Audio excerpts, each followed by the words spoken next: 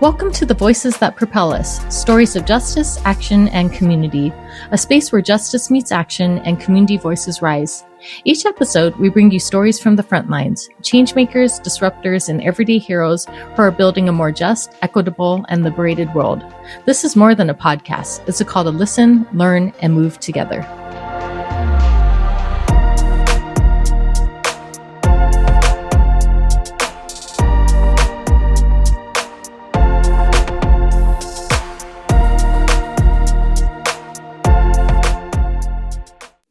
You were just listening to music from the incredibly talented Stephen Kong. You can find him on Spotify and Bandcamp. Today's guest is Dr. Christian R. Komor, a climate advocate, author, strategist, and candidate for governor of Colorado. A nationally recognized expert in carbon removal and planetary health, he has advised White House staff, authored more than 24 books, and developed large-scale strategies for climate intervention. With a background spanning clinical leadership, institutional reform, and public service, he brings a multidisciplinary perspective to the urgent work of climate action. Well, hello. Thank you so much for taking the time to be here and sharing this platform with me today. I'm really excited and I'm grateful to see where this conversation will go. How are you doing today? Hi, it's good to be with you. It's a pleasure. Yeah, no, the pleasure is definitely mine. And, just starting off, you've described your roots to the Back to Nature movement. So what early experiences most shaped how you see the relationship between people and the planet today? You know, what's interesting is back in the 1970s, when I was in high school, I got an op-ed accepted at our local newspaper. I lived in Kalamazoo, Michigan. And the focus was on the dangers of cement that we were. I must have at the time. I hated cement, so Okay. and we were. I talked about how we were. Cement is, I think, the third most significant source of carbon pollution. Oh, okay. Atmospheric carbon pollution. So I got, pretty early. I was very connected to the earth, and I've had just some wonderful experiences throughout my life. And in 2015, I was hiking along the Colorado River. Fairly near its roots, and started to notice these big water things, like water tanks. Right. And I didn't know what they were, and I had heard about fracking, but I knew there was no way that, since they were dealing with very dangerous, chemicals, including forever chemicals, that there's no way they would put those within hundreds of yards of the water source for 40 million people. Right.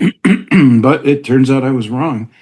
And for those who have been down the Colorado River corridor along I-70, it's just heavily populated with the valley's just filled with fracking sites. And that terrified me. And I started looking at the dangers of what we're doing to the planet, and realized that climate change was in its late stages, that we were reaching the end of our ability to even deal with it anymore. So I trained with Al Gore, and then since then I've worked with the White House climate advisory group, and consulted with close to 100 senators and representatives in Washington. I sued the government twice in federal court related to climate change, and I've written about 7 books. Wow. And now I'm running for governor for the second time. I guess you'd call me an agitator, in the sense that I'm running as a write-in candidate. although write-in candidates, and I think one of them was in California, Hmm. where I know you are, write-in candidates have won Okay. gubernatorial elections. So it is possible I could win. Yeah. Um, uh, so that's where I'm at today and it's all about, I don't really want to run a state. I can, Hmm. but what there's so much urgency around climate change right now that I think I'm always surprised when everybody isn't out doing something Hmm. to to help. Yeah, no, definitely. Thank you for sharing that. And, I'd love to talk more about your work too. So, when you think about your life's work so far, what moments stand out as turning points for you? But that was certainly one along the Uh-huh. Colorado River, Yeah. and experiences I've had with nature. Uh-huh. One time I was hiking with some friends, and we we were up at a high elevation. It was in Sedona, Arizona, Hmm. and we were just relaxing at the apex of our hike, Uh-huh. and some swifts started investigating us, and they would fly very, very close to our heads, like Wow. 6 inches away, Okay. and and they were just playing, and as they went by, I could actually hear their feathers Wow. rustling in the wind. It was just fantastic. Uh, Yeah. Well, that's wonderful. Another Yeah. great story. I got to tell this one. Yeah, I'd love to Um, hear it. in the mid '70s, I was hiking near Aspen, Colorado, Hmm. and there's a set of mountains called the Maroon Bells that are internationally famous, and uh, there's a lake at the base of them, and around the lake are a Hmm. lot of boulders that have collected from the mountains Yeah. there. And there's an animal. They're the cutest little guys. I'll send you a picture of them. I'd love to Uh, see it. they look like a little mouse with huge ears. Hmm. Um, well, no, they look like a large mouse. Okay.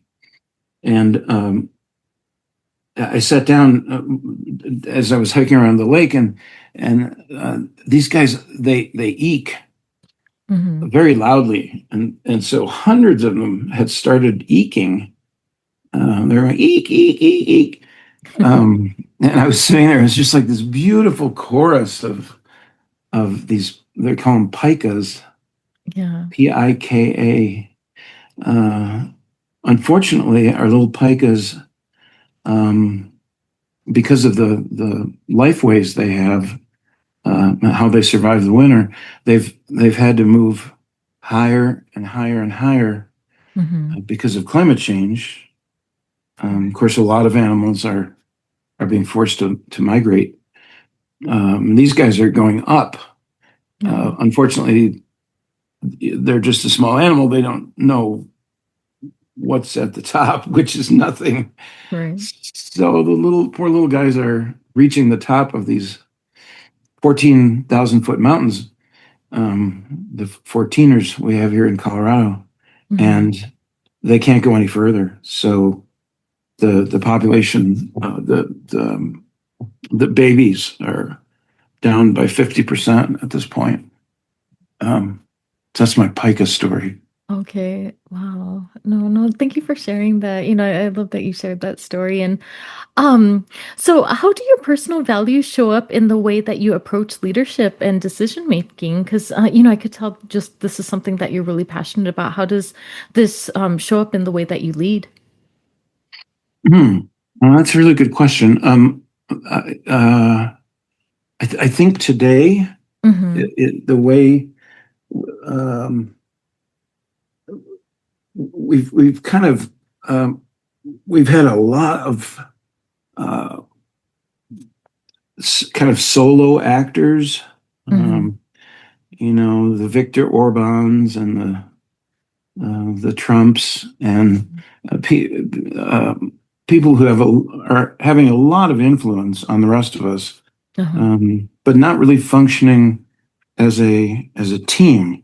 Mm-hmm. The first thing we did when we designed the campaign was we surveyed what people in Colorado value and what their goals are and what they're wanting to achieve. And we built our platform, our 15-point platform around what the people wanted.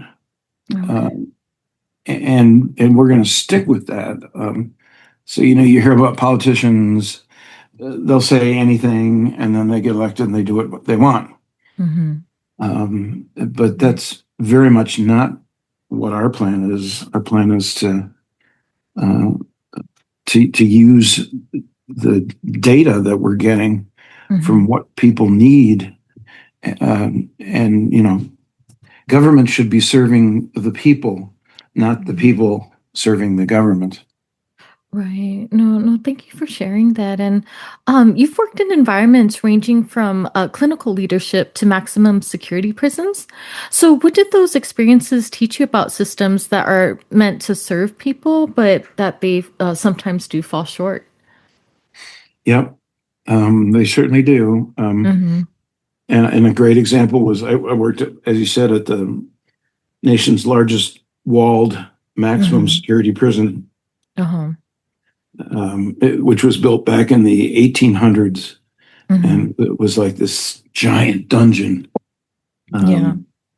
um, filthy, dirty place. Okay. And there was a tremendous disconnect between the administration was following rules and protocols and court orders, and there was lots and lots of paperwork. So there's this whole administrative structure, and then there were some of us who were just kind of down with the people, Mm-hmm. and again, trying to learn what they needed, and then help them like start AA, Okay. Alcoholics Anonymous groups, or a lot of the prisoners weren't able to understand. Mm-hmm. As a psychologist, I was a counselor there, and was Okay. my role. But a lot of the folks there had so little education they couldn't understand Mm. what it was like to be in a counseling group and what it meant. Okay. So we designed a kind of a orientation program so they could learn about the skills that most of us take for granted Mm-hmm. if we go to counseling. So I've seen a lot of disconnect, I guess, Right. between the ways that things are supposed to run and the way they're Mm-hmm. running. And the largest and most dangerous of those disconnects has been what's happening with climate change. Right. No. We've had so much energy, Mm-hmm. so much talk, so many environmental groups working on things. Mm-hmm. And are things any better? No. Okay. In almost every measure of the environment and aspects of climate change, things are getting worse. And in fact, we're now at the point where, and here's where your listeners should probably strap in. Mm-hmm. We have 7 to 10 years Okay. before the Earth. Right now, climate change is being driven by human beings Mm-hmm. uh, at about 450 parts per million of atmospheric carbon, which we're Uh-huh. at like 420 or 430 something. Mm-hmm. And we're almost there. Oh, wow. Um, at 450 parts per million. Okay. Every time the Earth has hit that level, Uh-huh. uh, the feedback systems that we're seeing, Mm-hmm. um, uh, the melting permafrost that's releasing methane, Mm-hmm. and then further advancing climate change, the heat transporting ocean currents. We've got two of them that Uh-huh. are in the process of failing. Wow. And if you can imagine what a death knell for for the planet, that is. Mhm. If the planet can't move heat around, that's catastrophic. Right. And we're halfway down that road. Wow. And so we've got like 7 to 10 years Oh my goodness. we before the Earth itself Mm. becomes through these feedback systems becomes the primary uh, generator or causative agent Uh-huh. of climate change. Uh, Oh. as humans, we'll be able to just sit back and watch the rest of it unfold. Mhm. And we won't have to do anything more, uh, which is terrifying. We have No. to act Right. immediately which is why I'm running for governor when I don't really want to, is Mhm. the reluctant governor. Yeah. No, I love that though, because I think what I appreciate too, you really wanting to make genuine change. But just from your perspective, I was wondering if like you see anything positive shifts happening. So just to be transparent, this is not an issue or a topic that I'm very well knowledgeable about, so please forgive me. But yeah, it just I know that like I just in my own personal life, seeing that grocery stores or stores don't use plastic bags anymore, using like plastic straws, trying to, reduce carbon emissions. Do you find that these things that have been happening to, fight, what's happening with climate change, do you feel like it's been having any positive results or anything, or shifted it in a more positive direction? This may be a surprising statement, Okay. um, but I wish they weren't doing that. Oh, wait, what? Uh, I'm curious to know why. Actually, that yeah, that did surprise me. yeah. Hmm. We're dissipating energy. Okay. Um, uh, we have 900 gigatons Hmm. of just carbon. That doesn't count other greenhouse gases Hmm. in the troposphere right Okay. now. Okay. And it's called legacy carbon because Hmm. it's there and it's going to be there for 1,000, 2,000, even longer, Hmm. thousands of years. Uh-huh. Uh, there is already, and that's what's causing climate change, obviously, Okay. right? Um, Hmm. the, the the the carbon greenhouse gases that are already up there Hmm. are causing climate change. Um, if I'm not worried about putting a little bit more up there Hmm. right now, uh, Okay. it won't make a difference. That's like rearranging the deck chairs on the Hmm. Titanic. Oh, The, okay. the ship has already hit an iceberg. We're Hmm. sinking, and that's not going to do any good. The Okay. only thing that's going to do any good, and where we need to concentrate all of our energy, is removing that Hmm. legacy carbon that is circling the atmosphere. Thank God we now know how to do that. And there's about 12 places, 12 sites around the world Hmm. where intrepid pioneers are actually doing this. The largest one is in Switzerland, um, a place called Climeworks. Hmm. They're at climeworks.com. Okay. And they've got several very large facilities, Hmm. the size of a football field, Okay. um, that have been operating for years, Hmm. drawing carbon out of the atmosphere Okay. efficiently. It's expensive at this point.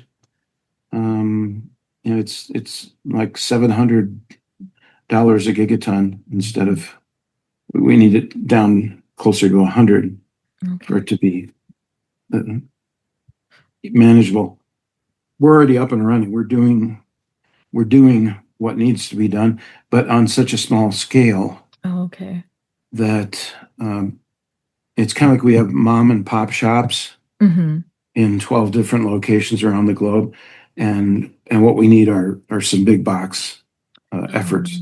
Okay. Um, hence why I'm running for governor. Mm-hmm. From day one, we will start the process of constructing 4 direct air carbon removal plants in the Okay. United States, in Colorado. Mm-hmm. And from there, there's a affiliation of governors in about 25 of the U.S. states. Mm-hmm. It was started when Donald Trump was first elected Mm-hmm. in 2016. It's called the U.S. Climate Alliance, Okay. and through that pathway, we're hoping Colorado will be the spark that ignites Right. other states' interest in doing direct Mm-hmm. air carbon removal. Also, we're figuring about 15 Uh-huh. other states Mm-hmm. doing it. Kind of like back in the 50s, if one state had decided, we really want to build an interstate highway system, Mm-hmm. that wouldn't have worked very well. We needed to work together as a team to do Mm-hmm. that.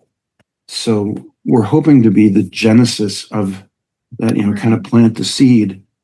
Um, the amount of carbon in the atmosphere, Mm-hmm. um, the mom and pop shops aren't going to be able to make much of a difference at all. Right. Um, you've got to have um, governmental policy Mm-hmm. moving in this direction. Yes. Yeah. No. Thank you for sharing that. And, I definitely learned a lot from you right now. That's also exciting, the visions and goals that you have. But I want to go back to what you were talking about earlier. Something that I really appreciated about what you were saying is really listening to community and meeting them where they're at, because I feel like a lot of times, at least in my own experience, I feel like there's people in power who have that disconnect to like really listening to what community needs there are there. So, I'd love to talk with you more about accountability. So, when systems fail communities, what do you believe accountability should look like? I think you have to start with, asking people what they need. Mm-hmm. So you're not guessing and then creating something that, it's like fixing somebody a chocolate ice cream cone and just Right. realizing that they don't like chocolate, Right. No, that's a good analogy, though. I like that. or Yeah. worse, that they're allergic to it. Right. Right. So um, that's how we proceeded was, you have to start from asking people Mm-hmm. and talking to people, and then you build from there. Mm-hmm. Um, our system of governance in the United States was largely designed, as most of us know, to Mm-hmm. to serve the needs of the people. Right. We had gotten done with serving the needs of the king, Mm-hmm. and we didn't want that anymore. And um, the most of the early founders of the country wanted us to have a democratic society where we're all having input into what decisions are being made as a Mm-hmm. group. Right. So a group effort. Mm-hmm. And that's what we really want to see here in Colorado. Mm-hmm. Coloradans tend to be very um, uh, proud and independent type Mm-hmm. folks that can weather a storm. Uh-huh. Um, and yeah, so we want to meet them where they are. Okay. Did that answer your question? Yeah, no, definitely. I definitely agree. And that's why I really appreciate your approach, because I feel like there are times when people in power don't have that same approach. I feel like policies are made. I don't know, even going to the point that you made of you know, getting chocolate ice cream for everyone when that's what they don't want. Or I remember I did this policy policy work too, and we learned, just example to, let's say if like there are people who are coming into community as outsiders and saying like, oh, you have this big pothole, let's fix this for you. And the people are like, no, we don't want that fixed. We have all these other things to fix. So I feel like just really listening to Hmm. community where they are and understanding where their needs are versus like just making assumptions of what the community wants. Yep. We want to keep that going once we're in Hmm. office, Yeah. to have like citizen juries, Hmm. to deliberate on, the land and water Uh-huh. policy issues, and having regular feedback, Hmm. to letting, uh, when we make a long-term policy, having it be audited, and the decision-making process open to Hmm. the people. It's almost Yeah. like these days when you say the people, Hmm. it's in our declaration. Uh-huh. We the people. Right. But it's like you almost expect to be made fun of, uh, Uh-huh. or for believing in the people. Uh-huh. But that's what it's about here, and that's why Yeah. so much is going wrong. Hmm. What we're seeing now. Why was the Capitol Dome crowded with billionaires and leaders of major corporations Hmm. at the inauguration last January? Well, we've got, if anybody doesn't believe what I've been saying about climate change, Right. these very smart people and very, Uh-huh. very wealthy people with Hmm. lots of resources have made the determination, Hmm. by and large, that that the Titanic has already hit the iceberg, it's Right. sinking, Right. and it's time to build a base on Mars, or Uh-huh. it's time to take over Greenland. Yeah. Um, so we can Yeah. move away from the equators where we'll be safer from climate change. And you're seeing fossil fuel companies Hmm. getting their last scoops in, Uh-huh. before, and piling up resources Right. for that elite escape, Uh-huh. to which of course is, happened for as long as humans have been humans. When we're feeling threatened, we build a castle and we put a moat around it, Hmm. and we get some guards, Hmm. and we hoard as much grain or Hmm. whatever it is we need for resources. I think the movie Elysium Okay. with Matt Damon, that came out a few years ago, is actually a pretty accurate representation of where we will be in 75 years Okay. if we don't stop this.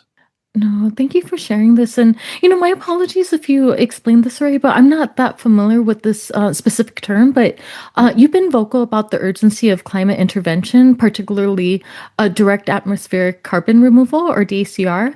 So, for listeners unfamiliar with this, how would you explain it to them in simple terms? Yep. It is very simple. Okay. You've got big fans, Mm-hmm. and the fans draw air.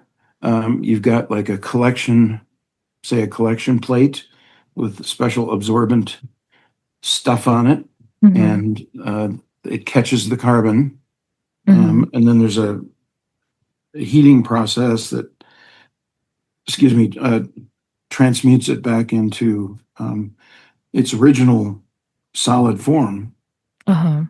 because we burned the fossil fuels, which were solid, and made them into a gas. And so now Mm-hmm. we got to take the gas, make it back into a solid. Um, Uh-huh.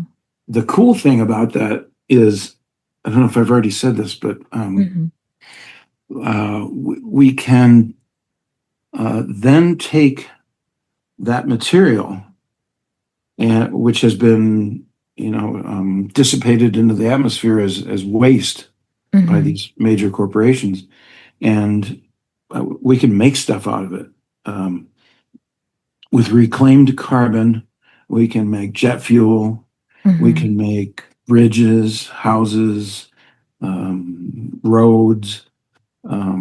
Best of all, we can make recyclable plastic Mm-hmm. that's biodegradable. So we can end our plastic problem, Mm-hmm. which is, even if we master climate change, we're still going to have to deal with all this plastic, and we're still going to have to deal with Right. the forever chemicals.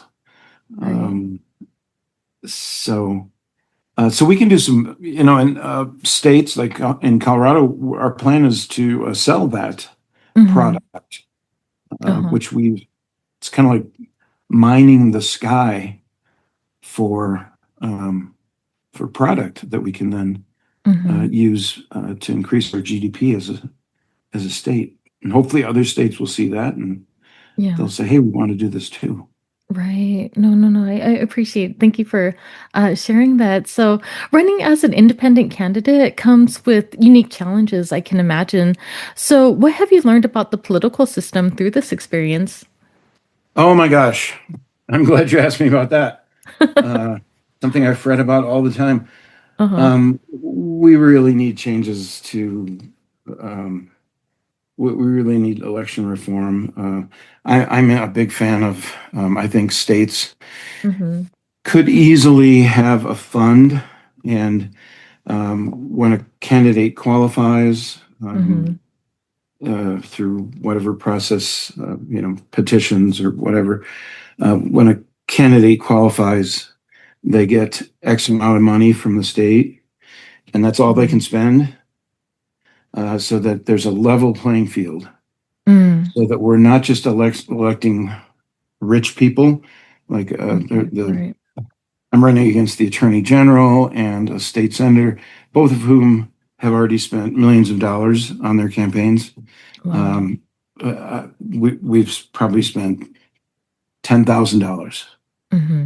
Okay. Um, so nothing even close. And Right.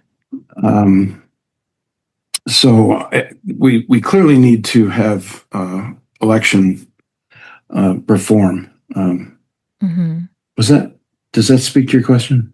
Yeah, yeah, no, of course. I just wanted to see because yeah, I'm not familiar with that. I think I'm familiar with it from like the voter perspective, but yeah, I'd love to just hear your perspective of actually being within that system and going through those processes yourself too.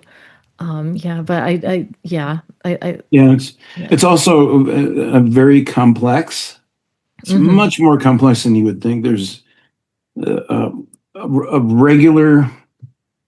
I have a doctor's degree, so Okay. you'd think I was pretty smart. Um, and I've got people helping me, working with Mm-hmm. me, a team, and even so, we were 3 months through our first quarter of the year Mm-hmm. before we really had worked through all the red tape Okay. and forms and different machinations and hoops that you have to jump. Mm-hmm. No normal person,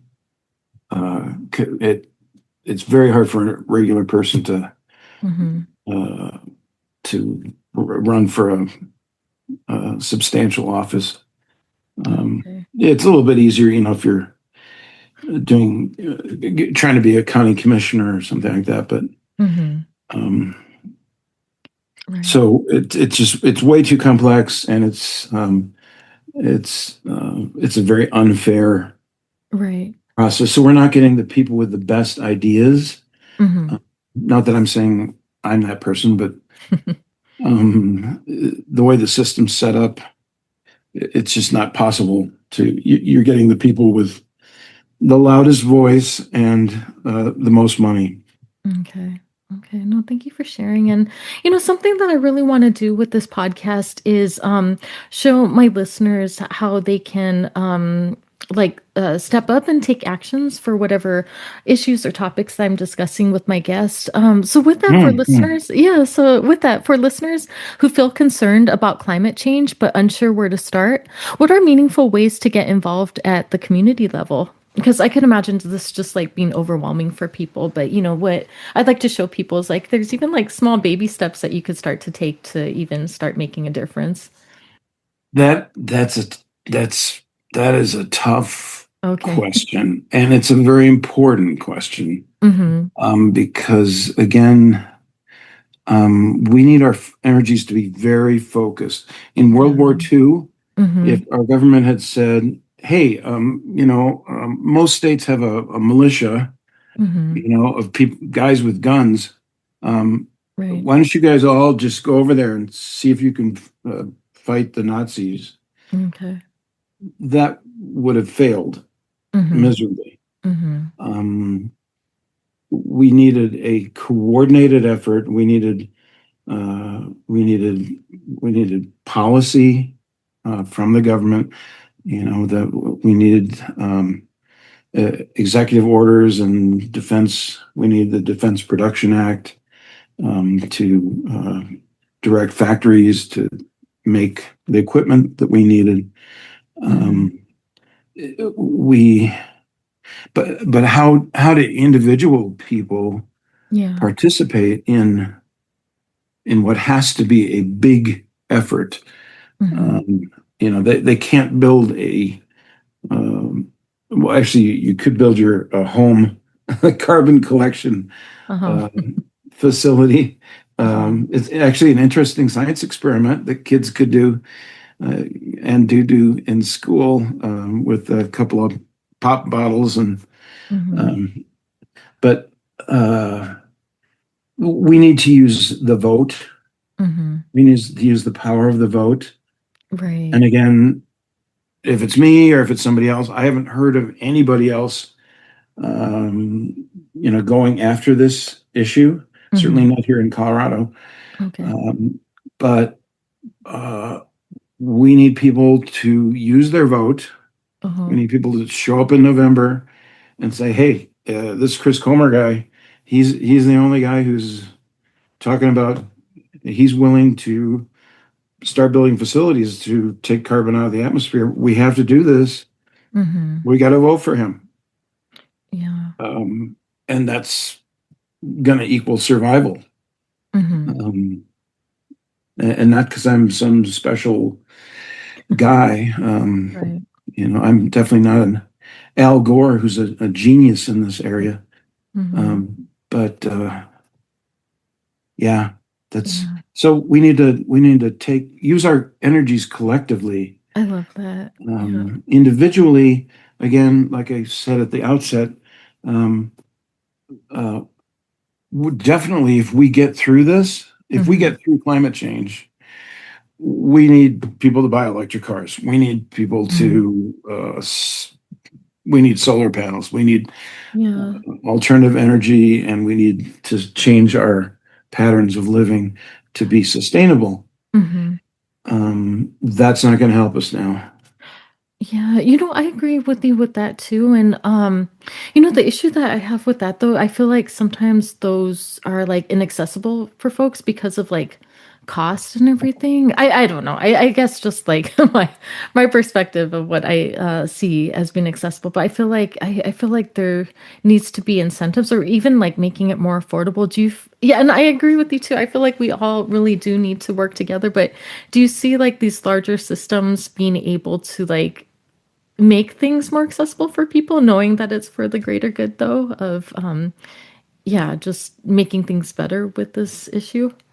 Um, well, again, that's how our country was set up. So Okay. that's the good thing about Uh-huh. how our country is set up is that um, someone like me can run for Yeah. election, Right, right. and people will listen to a podcast, and then Mm-hmm. they'll do their own research, and they'll also use their common sense. They'll Mm-hmm. look at, well, what sense does it make that there were all these billionaires Mm-hmm. and are all these billionaires in the orbit of our new president? Mm-hmm. What's going on? What are they interested in? And what's happening with this fortification movement? Mm-hmm. And and then decide, hey, I'm going to vote. And in fact, I'm going to get out and we're going to get out a petition for this guy who we want to get into office. So much anymore, people are thinking, well, we want the Democrats to win, or we want the Republicans to win. And as someone on the news said this morning, and then after, they're assured that their party is going to have a majority, then they can vote for things that they actually want. In this case, at least, if you vote your party vote in Colorado, you're making a huge mistake. We've got to vote on this crucial issue. Again, if it's somebody else, that's fine. If Michael Bennett, who's the lead candidate in our race, if he up and said, "Yep, I will build direct air carbon removal facilities, and we'll try to spark that in other states," I would immediately stop campaigning and I would campaign for him using my vote. And that makes it pretty easy for folks. You can, pretty straightforward anyway. I can put up a yard sign that says Michael Bennett for governor, which, by the way, I wouldn't do now because he doesn't, he's way behind, and everybody else in our race it doesn't get where we're at with climate change. Okay. No, thank you for sharing, and thank you so much for your time. I feel like I've learned so much from you. I had such a wonderful conversation with you. But just as we're wrapping up, is there anything we didn't cover that you think is important for listeners to understand? No, I think you've done a great job of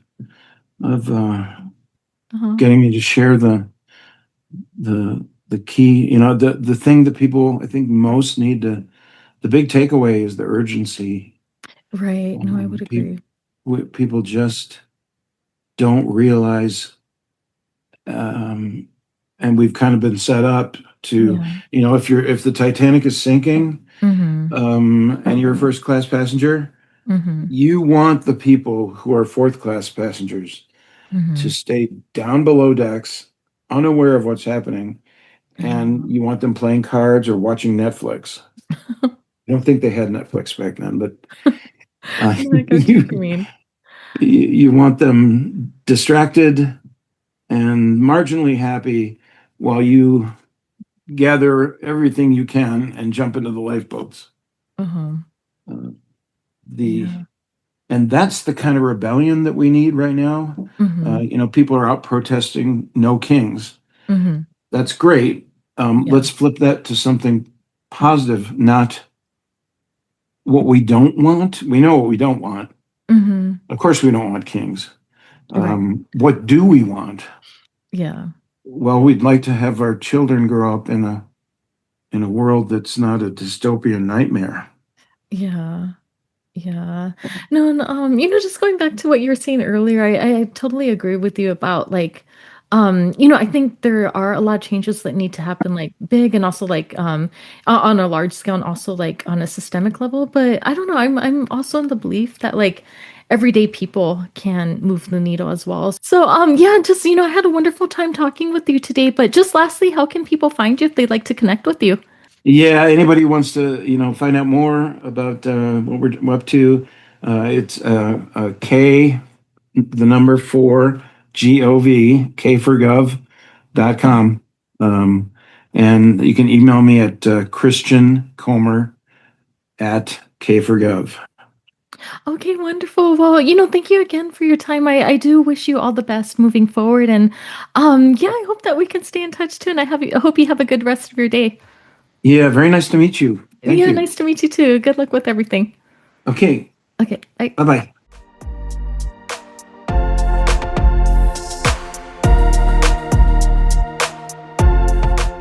Thank you for being here and tuning in to Voices That Propel Us, stories of justice, action, and community.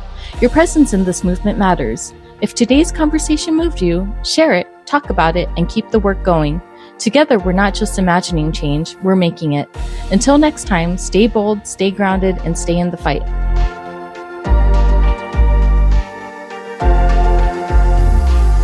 Every time I feel so mad and sad and bad, I say to myself,